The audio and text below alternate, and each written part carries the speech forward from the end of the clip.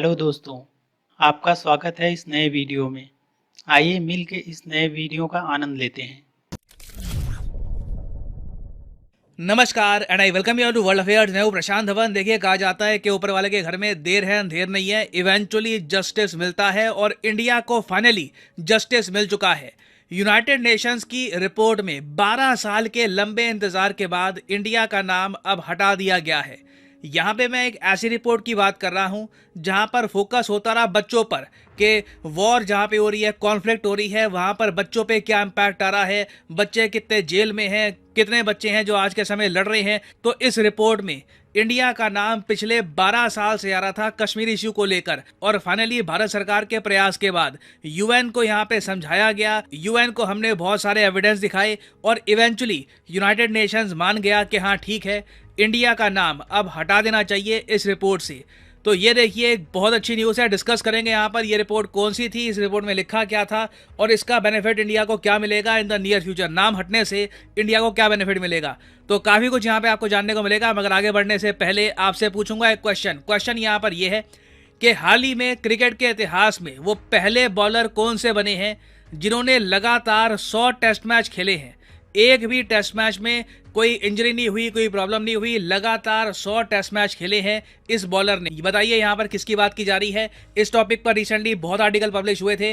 PAT Cummins, Rohit Sharma, Bumrah या फिर Nathan lion. Comment section में करिए उत्तर, सही आंसर मैं आपको दूंगा वीडियो के एंड में। ओके, तो यहाँ पर आप देख पाओगे ये एक स्क्रीनशॉट है यूएन की रिपोर्ट का। यहाँ पे लिखा है children and armed conflict report of the secretary general. ये report UN time to time publish करता था और इस रिपोर्ट में देखिए कई कंट्रीज का नाम आता रहा, जैसे कि Burkina Faso, Cameroon, the Lake Chad basin, Nigeria, Pakistan, Philippines, और इसमें देखिए इंडिया का भी नाम आ जाता था सिर्फ कश्मीर की वजह से। और इस रिपोर्ट में लिखा क्या होता था, देखिए रिपोर्ट में काफ़ी लंबे समय से 12 सालों से ये लिखा होता था कि कश्मीर में कॉन्फ्लिक्ट चल रही है। उस कॉन्फ्लिक्ट में काफ़ी बार जो ग्रुप्स जो कश्मीर को भारत से तोड़ना चाहते हैं वो बच्चों को भी अपने ग्रुप में डाल देते हैं, उनको भी बंदूकें चलाना वगैरह सिखा देते हैं और फिर कश्मीर कॉन्फ्लिक्ट में वो बच्चे भी इन्वॉल्व हो जाते हैं और काफ़ी बार ना इन बच्चों को फिर इंडियन सिक्योरिटी फोर्सेस जेल में डाल देती है। ये बात इस रिपोर्ट में लिखी हुई थी और इंडिया का नाम इस सब की वजह से यूएन में और जगह काफी बार खराब हुआ। अब यहाँ पे आप समझ सकते हैं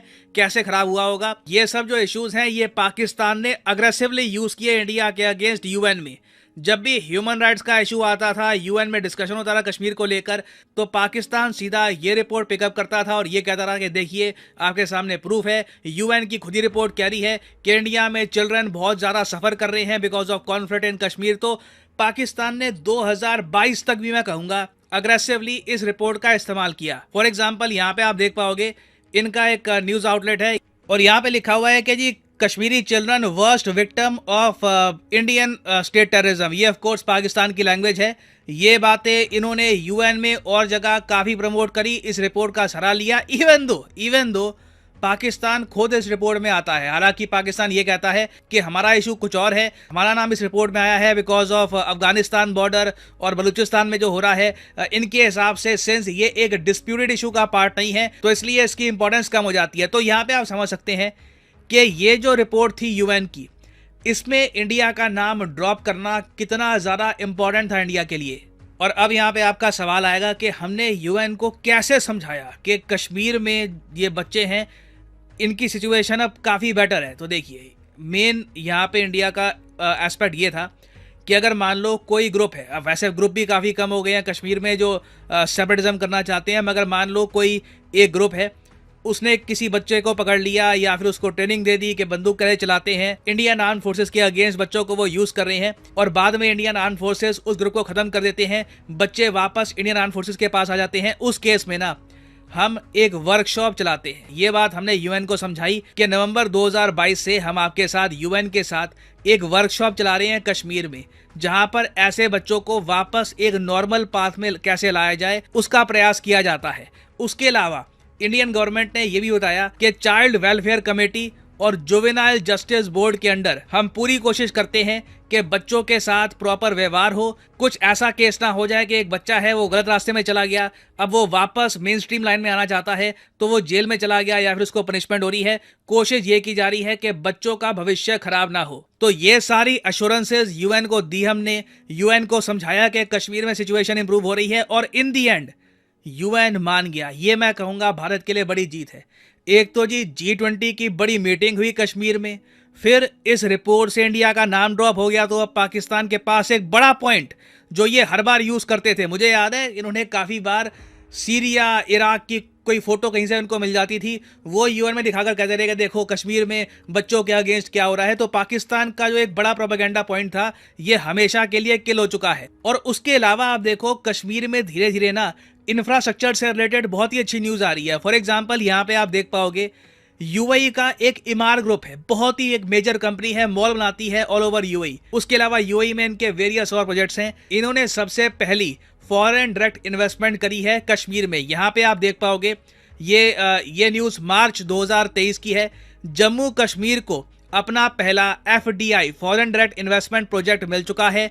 ये होगा मॉल और श्रीनगर। इस पर मैंने बहुत टाइम पहले वीडियो बनाई थी, मैंने आपको बताया था कि इवेंचुअली इस पर काम होना स्टार्ट हो जाएगा और अब हम देख रहे हैं कि इन्वेस्टमेंट कंफर्म हो चुकी है और बहुत ही जल्द इस मॉल की कंस्ट्रक्शन स्टार्ट हो जाएगी। यूएई कश्मीर में एक $60 मिलियन का मॉल कंस्ट्रक्ट करेगा, साथ में ऑफिस टावर्स भी होंगे, इससे लोगों को रोजगार मिलेगा। और सबसे बड़ी बात देखिए, इंडिया के सामने एक बड़ा चैलेंज ये था कि पाकिस्तान समेत पाकिस्तान की जो फ्रेंडली कंट्रीज हैं इन्होंने इतनी एक खराब इमेज बना दी थी कश्मीर की इंटरनेशनली कि उसको रिपेयर करने में काफी प्रयास लग रहा है। मुझे याद है एक बार पीएम मोदी डोनाल्ड ट्रंप से मिले यूएसए में। अब डोनाल्ड ट्रंप को जिन बातों के बारे में पता है काफी अच्छे से पता है, जिन बातों के बारे में नहीं पता ना तो वो काफी बार भूटान और नेपाल को भी कंफ्यूज कर जाते हैं। तो ट्रंप ने एक बार कह दिया था कि जी कश्मीर में तो बॉम्ब्स हैं बहुत ज्यादा वगैरह, वो लिटरली यही कह रहे थे जो अमेरिकन मीडिया वर्ल्ड मीडिया ने उनको फीड किया है ओवर द ईयर्स। तो मैं यहाँ पर यह कहूंगा कि इस न्यूज को, ये जो पर्टिकुलर न्यूज है कि इंडिया का नाम ड्रॉप हो चुका है,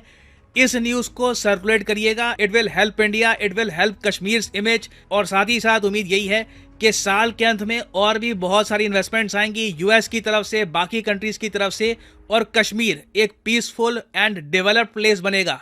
बहुत लंबे समय तक यहाँ के लोगों ने सफर किया है बिकॉज ऑफ पाकिस्तान टेररिज्म, मगर अब फाइनली ये एरिया नॉर्मलसी की तरफ बढ़ रहा है। नाउ फाइनली वापस आते हैं अपने क्वेश्चन की तरफ कि who has become the first bowler in the world to play 100 consecutive test matches. तो सही उत्तर यहाँ पे है ऑप्शन डी, नेथन लायन। यहाँ पे आप देख पाओगे ऑस्ट्रेलिया के बहुत ही इंपॉर्टेंट स्पिनर है ये, और इन्होंने मजाक भी किया कि तभी मेरे सर में बाल नहीं है क्योंकि मैं लगातार टेस्ट क्रिकेट खेलता हूं, काफी टेंशन होती है। मजाक था इनका, but he has made history, first bowler ever to take part in 100 consecutive test matches. हमें तो ये अभी देख रहे थे तो हमें तो वो तस्वीर याद आ गई, फोटो जो इन्होंने भाई फलस्तीन की जो लड़की थी ना उसकी सीरिया की थी या हाँ उसकी लड़की की भाई इन्होंने पिक ली और जाकर यूएन में दिखा रहे थे, लो जी कश्मीर में इतना ज्यादा जुल्म हो रहा है। और जब उसकी इन्वेस्टिगेशन की गई, हर चीज भाई रखी गई यूएन के सामने, तो वो पता चला कि ये तो भाई इंडियन कश्मीर इधर तो कुछ ऐसा है नहीं। कश्मीर के इशू को लेकर तो देखा इंडिया वाले कश्मीर और पाकिस्तानी कश्मीर को कंपेयर कर, आज वो भाई साहब बहुत फर्क हो, जैसे इंडिया पाकिस्तान खड़ा है वैसे भाई साहब बहुत खड़ा, तो भाई साहब वो इंसाफ ले सकते हैं, उनका राइट भी है और मिल भी गया। क्या इन्वेस्टमेंट, चलो इंडिया तो करे अलग बात है, और कंट्री भी इन्वेस्टमेंट कर रहे हैं और वो भी कश्मीर के अंदर, कितना बड़ा सबूत है वही बात दिख रहा है। तो भाई साहब जस्टिस तो मिलेगा, क्यों नहीं मिलेगा? तो फिर हमारे हुक्मरान क्या करेंगे भाई साहब? इनके पास तो मुद्दा ही कश्मीर था, मसला ही कश्मीर। यासिन मलिक जेल हो गया, वो एक तो जो सबसे बड़ा जो लोगों को इस्तेमाल करता था साहब, जिन लोगों की वजह से ग्रुपिंग होती थी, आधा ग्रुप तो वैसे खत्म हो गया, जो उन बेचारों का हक खाते थे।